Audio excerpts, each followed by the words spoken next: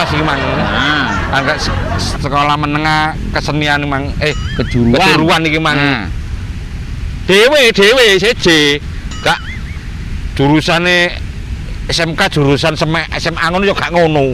Iya apa sih Mas? Aku bingung dhewe siji ya apa sih?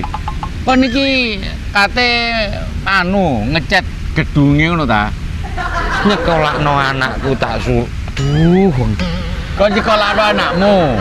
Iya, Cak. Nang ngene ndi? SMK apa SMA menurut sampean iki sing tepak iki nang ndi? Lho, kok nurut aku lho. Wong aku iku duduk wong tuwane goblok arek iki. Ya nurut wong tuwane. Wong tuwane digoleki. Anake sapa iku? Anakku.